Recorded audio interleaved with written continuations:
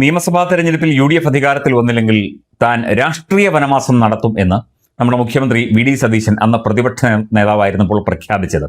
അത് ഈ സമൂഹ മാധ്യമങ്ങളിലൂടെയൊക്കെ തന്നെ ആ സമയത്ത് എടുത്തിട്ട് ഒരുപാട് പേര് അങ്ങോട്ടും ഇങ്ങോട്ടും ഒക്കെ തട്ടുന്നത് കേട്ടു. അതിനകത്ത് കോന്നി MLA ആയിരുന്ന KU ജനീഷ് കുമാർ എന്ന് പറയുന്ന ഒരു വ്യക്തി, ഇദ്ദേഹം പണ്ട് എൻ്റെ ടീച്ചറമ്മ ഉറങ്ങിയിട്ടില്ല എന്ന് പറഞ്ഞ് നിയമസഭയിൽ കിടന്ന് നിലവിളിച്ചതും നെഞ്ചത്തടിച്ചതുമൊക്കെ നമ്മൾ കേട്ടതാണ്.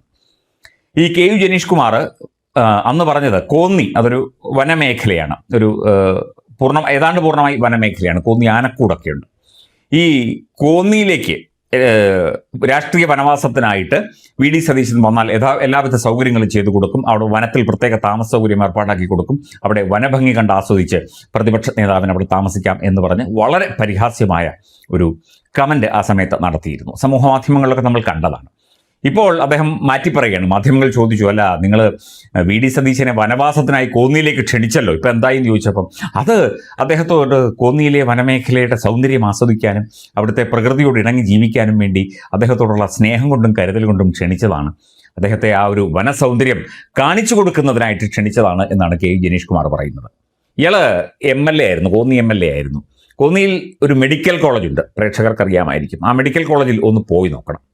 അത് മെഡിക്കൽ കോളേജ് പോയിട്ട് ഒരു ഷെഡ് പോലും നേരാവണ്ണം അവിടെ പണിതിട്ടില്ല. ആരോഗ്യമന്ത്രിയായിരുന്ന വീണ ജോർജ് പത്തനംതിട്ട ആറന്മുളയിൽ നിന്നാണല്ലോ ജയിച്ചത്. പത്തനംതിട്ട ജില്ലക്കാരിയാണ്. കോന്നി പത്തനംതിട്ട ജില്ലയിലെ വളരെ പ്രധാനപ്പെട്ട ഒരു ടൂറിസം സ്പോട്ടും വികസന സാധ്യതയുള്ള ഒരു മേഖലയുമാണ്. കോന്നിയിലെ ജനങ്ങൾ ഏതായാലും ഇക്കുറി KU ജനീഷ് കുമാറിനിട്ട് നല്ല തട്ടാണ് കൊടുത്തത്. എന്നിട്ടും അഹങ്കാരത്തിനൊരു കുറവുമില്ല. ഇങ്ങനെ സ്വന്തം ഈ CPM അല്ലെങ്കിൽ ഇടതുപക്ഷം തോറ്റത് എങ്ങനെയെന്നത് നമുക്ക് പൊതുവേ ഒരുപാട് ഉത്തരങ്ങൾ കിട്ടുന്നുണ്ട്. അതായത് കോമൺ ആയിട്ടുള്ള നിരവധി ആൻസേഴ്സ് കിട്ടുന്നുണ്ട്.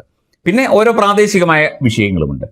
ഇയാളെപ്പോലുള്ള MLA-മാർ അവിടെ 5-10 കൊല്ലം കിടന്ന് തലകുത്തി മറിഞ്ഞ് അവിടുത്തെ ജനങ്ങളെ ബുദ്ധിമുട്ടിച്ച് അവിടുത്തെ ആളുകളെ, സാധാരണക്കാരായ ആളുകളെ വിരട്ടി, ഈ കുടുംബശ്രീക്കാരെയൊക്കെ വരട്ടി മീറ്റിങ്ങിനോട് പോകുന്നൊരു പരിപാടി അതൊക്കെ ഏറ്റവും കൂടുതൽ നടക്കുന്ന പത്തനംതിട്ട ജില്ലയിലായിരുന്നു. പത്തനംതിട്ട ജില്ലയിൽ CPM-ൽ പ്രശ്നങ്ങളുണ്ട്. പിണറായി വിജയനെതിരെ ഏറ്റവും കൂടുതൽ സംസാരിച്ചത് പത്തനംതിട്ട ജില്ലയിലെ ജില്ലാ കമ്മിറ്റി അംഗങ്ങളാണ്.